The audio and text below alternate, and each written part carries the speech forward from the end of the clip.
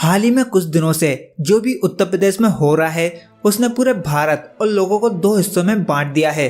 असल में 13 अप्रैल 2023 को गैंगस्टर अतीक अहमद के बेटे असद अहमद को उत्तर प्रदेश की पुलिस द्वारा एनकाउंटर में मार दिया जाता है और इसी के 2 दिन बाद 15 अप्रैल 2023 को अतीक अहमद को भी 3 लोगों द्वारा असैसिनेट कर दिया जाता है। अब भारत में 2 तरीके के लोग हैं जो इसे 2 पॉइंट में डिवाइड कर रहे हैं। एक हैं वो लोग जो इस बात को सेलिब्रेट कर रहे हैं और कह रहे हैं कि जो भी हुआ अच्छा हुआ, एंड दूसरे हैं वो लोग जो इसे प्रॉपर लॉ एंड ऑर्डर का फेलियर मानते हैं और कहते हैं कि अगर ऐसे ही इंसाफ होगा तो फिर कोर्ट की जरूरत ही क्या है।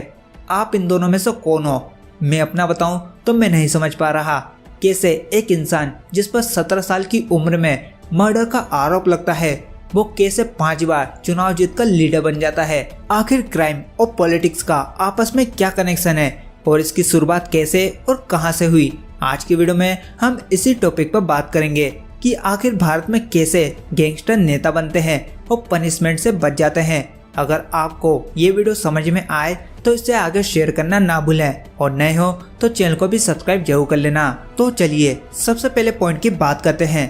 कौन था अतीक अहमद? आखिर कैसे ये आदमी एक नोबडी से गैंगस्टर बना और गैंगस्टर से एक पॉलिटिशियन? अतीक अहमद को कई लोग यूपी का फर्स्ट गैंगस्टर कहते हैं क्योंकि ये वो पहला इंसान था जो कि सबसे पहले यूपी के गैंगस्टर एक्ट के अंदर बुक हुआ था। इसके ऊपर पहला केस तब लगा था जब ये महज 17 साल का था और कोई छोटा मोटा केस नहीं बल्कि मर्डर का केस लगा था। अतीक अहमद पहले ट्रेन से कोयले की चोरी करता था, फिर धीरे धीरे इसकी पावर बढ़ी और सीधे सरकार को धमकाने लगा कि ट्रेन के पार्ट बनाने का टेंडर उसके पसंद के बिजनेसमैन को ही मिले ताकि वो अपनी इलीगल चोरी को लीगल चोरी में बदल सके। लेकिन 1985 में अतीक अहमद को पुलिस ने पकड़ लिया। सभी को लगा कि अब अतीक का खेल खत्म, लेकिन नहीं, दिल्ली से एक कॉल आया और अतीक अहमद को छोड़ दिया गया।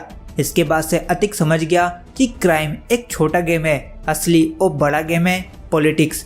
इसलिए सन 1989 में वो पॉलिटिक्स में उतरा और उसने इलाहाबाद वेस्ट असेंबली से इलेक्शन लड़ा और वो जीत भी गया, एक बार नहीं बल्कि 5 बार। और पॉलिटिशियन बनने के बाद से उसकी क्राइम की दुकान और तेजी से चलने लगी।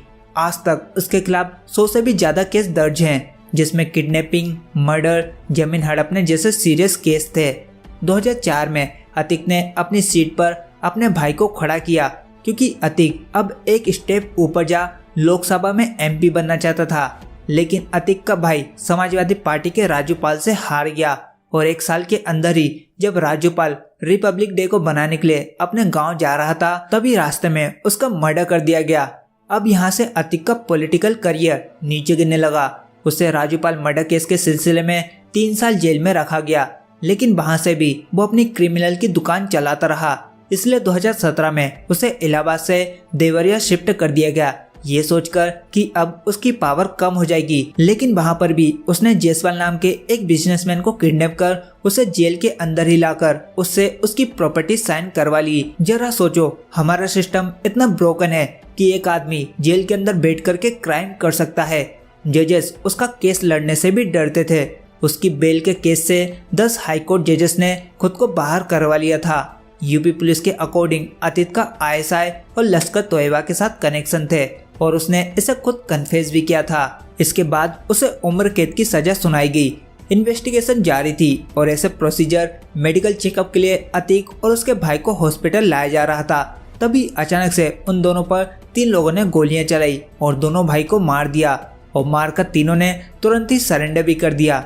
अतीक अहमद को मारने के लिए जिस गन का इस्तेमाल किया गया था वो कोई देसी कट्टा नहीं था बल्कि वो टर्की में बने इम्पोर्टेंट वेपन्स थे जो अक्सर पाकिस्तान में ही मिलते हैं।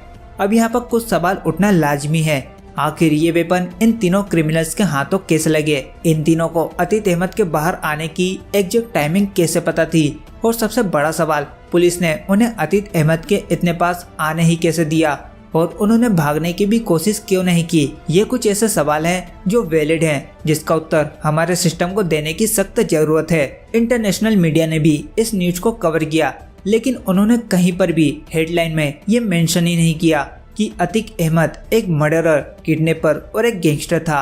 आखिर क्यों इस बात को छुपाया जा रहा है? इसका लॉजिक तो मुझे समझ में नहीं आ रहा। आपका इसके ऊपर क्या विचार है? अपनी राय नीचे कमेंट बॉक्स में जरूर बताएं। वीडियो अच्छी लगी हो तो इसे एक लाइक करने के साथ साथ अपने दोस्तों को भी शेयर करना मत भूलना। अगर चैनल पर नए हो तो चैनल को भी सब्सक्राइब कर बेल आइकन को ऑल पर कर देना ताकि आप इसी तरह की और भी आने वाली वीडियोस को मिस न कर पाओ।